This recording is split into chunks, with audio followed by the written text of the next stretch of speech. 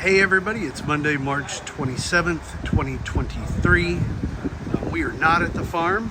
We came down here to Fort Lauderdale, where we moved from. One, to visit some friends, but also two, to pick up some things that we needed to get back up on the farm, things that we left with friends. But we decided to stop by the Guild. This is an awesome place. It's a urban crafts and metal arts place. They do welding, forging, blacksmithing. You can take a class here on how to make knives. This is how we got started in blacksmithing, welding, and all that stuff. And by no means are we experts, we're just hobbyists.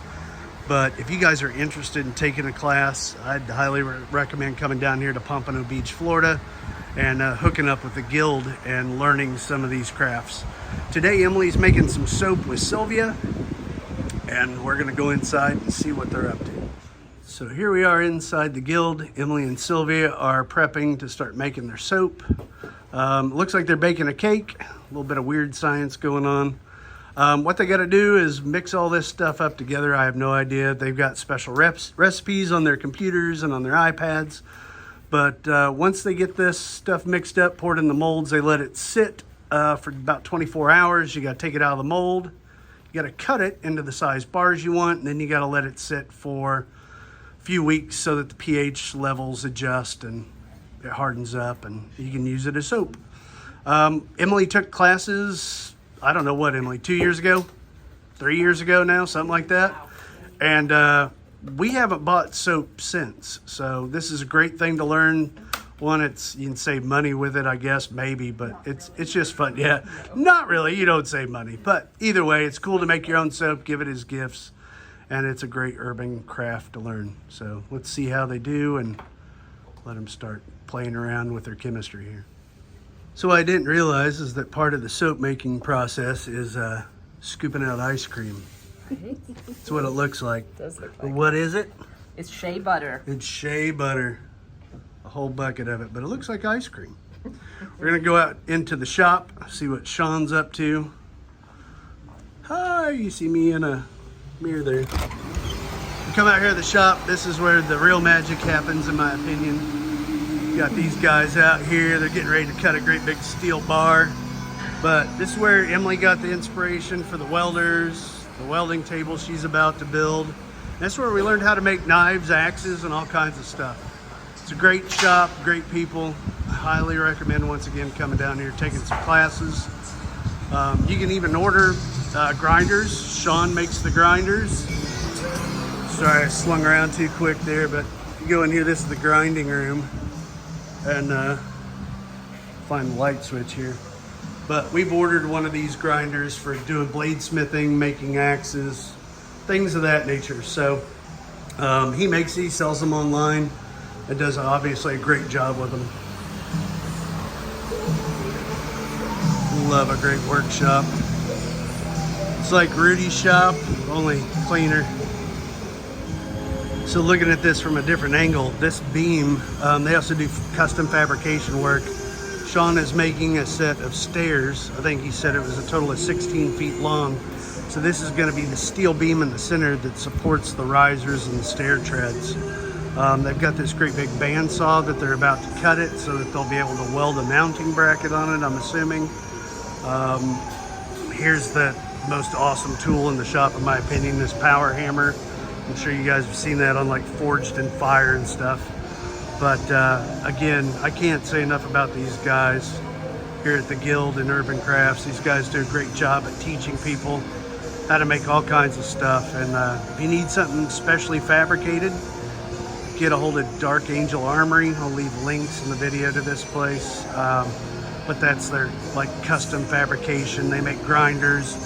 They make the forges over there, which are awesome. We're in the process of having ours built. But again, great place, great shop. But it gets hot in the summer. So they got one piece of the beam, or one end of the beam, cut using the bandsaw. But the other side, they couldn't get the angle they needed, so now they're having to cut it with an angle grinder. And this is one thick piece of square tubing, so it's going to take a little while, but They're making progress. Just see what the girls are up to.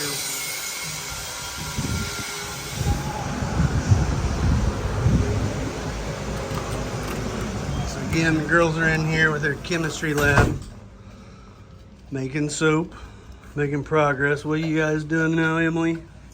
So I am making just a simple soap that is olive oil, coconut butter, and shea butter. A little bit of castor oil as well. And so I kind of thought this color looked like bee pollen. So I'm using a bee mold. And so this is like a bee pollen. And then someone had the bright idea to do a little swirl of black in it as well. I don't know who would have had that idea. I don't either. I think it'll turn out good. Yeah. We'll see. Those are the molds. So this is the oil mixture of the oils that are in my recipe all together. Then also I've mixed up a lye water, and that's where we're wearing gloves as well. So lye is bit dangerous. Yeah, if you've seen Fight Club, you know exactly what lye is used for. Yep. So this is lye and water, and we had to wait till the temperature came down to under 90 degrees. I think this is at like 85 now. And then I'm gonna mix this in with the oil. 86 degrees. Perfect. Yep. We can do it.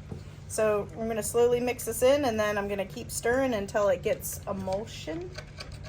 Yeah, you're gonna Emulsion. get to the emulsion phase. Emulsion which phase. means there's no more oil, no more separation.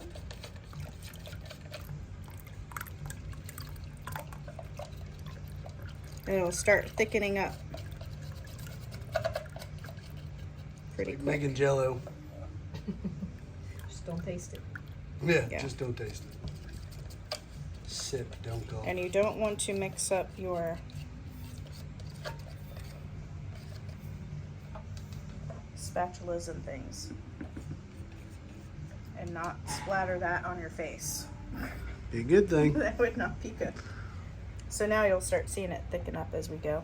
And we could use a stick blender to speed up the process, but because I haven't made soap in a while and my fragrance is going to really accelerate this, I think we're just going to do it by hand.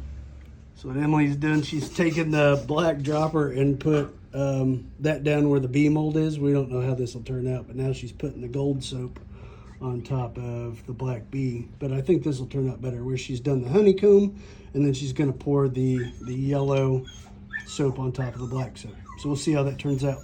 So here we are.